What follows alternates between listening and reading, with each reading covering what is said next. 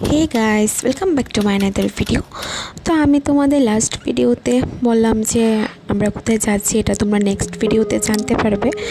तो তোমরা হয়তো ক্যাপশন দেখেই বুঝতে পারলে যে আমরা এসেছি হরিদ্বারে। তো আমরা যখন এসে পৌঁছেছি তখন ভোর 4:30টার মতো বাজে। আমরা দিল্লি থেকে এসেছি বাসে করে, আরই হলো আমার বাবা আগে চলে এসেছিল।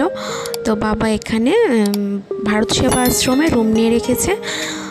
তো তখন ভোরবেলা এখানে দেখো কি সুন্দর ভোর আরতি হচ্ছে, আর আমরা রুমে ঢুকতে ঢুকতে প্রায় সকালই হয়ে গেছে। আর দেখো আশ্রমের ভিতরটা কত সুন্দর ফুলের বাগান। এরপর আমরা রুমে গিয়ে রেস্ট করলাম, এরপর লাঞ্চের জন্য এখানে এলাম। আর এখানে দেখো সবাই একসাথে খাওয়া দাওয়া করে, জিনিসটা বেশ ভালো লাগলো। এরপর এখানে আমরা লাঞ্চ কমপ্লিট করলাম, কিছুক্ষণ রেস্ট করলাম, এরপর আমরা বেরোলাম গঙ্গা ঘাটে যাওয়ার জন্য। তো আমরা আজকে গঙ্গা ঘাটে গিয়ে স্নান করব।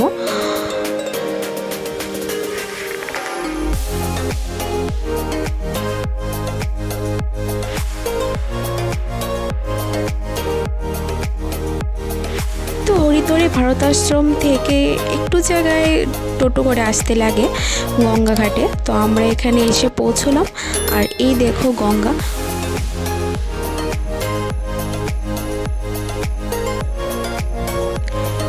তো এখানে প্রচুর লোকই স্নান করে, এখানে এসে দেখি প্রচুর লোক স্নান করছে।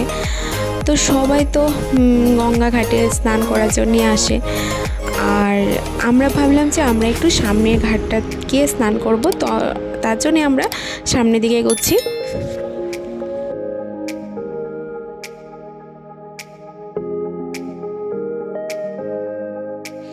তো এখানে স্নান করতে নামলাম, কিন্তু জলটা এতটা ঠান্ডা ছিল আর এতটা স্রোত ছিল যে দাঁড়ানো যাচ্ছিল না এখানে স্নান করার জন্য।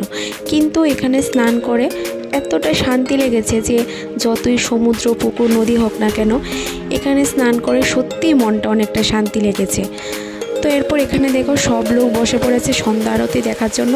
যদিও সন্ধ্যা এখনও হয়নি, কিন্তু আগেই সবাই বসে পড়ে, কারণ সামনে জায়গা পাওয়ার জন্য, বসার জন্য। তো সবাই এখানে আরতির জন্য ওয়েট করছিল। তো আমরাও সেমই, সন্ধ্যা আরতি কখন শুরু হবে, তো আমরাও এখানে অপেক্ষা করছিলাম। আর দেখো এখানে কত কত মানুষের ভিড়, রোজ দিনই এরকম মানুষের ভিড় হয়। তো এখানে সন্ধ্যা আরতি শুরু হলো।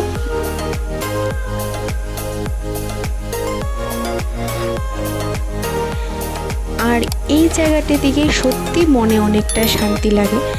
তোমরাও একবার এখানে ঘুরে এসো, সত্যি অনেকটা শান্তি পাবে। এরপর আমরা এখানে যে লোকাল মার্কেটটা আছে ফেরার পথে এটা একটু ঘুরলাম।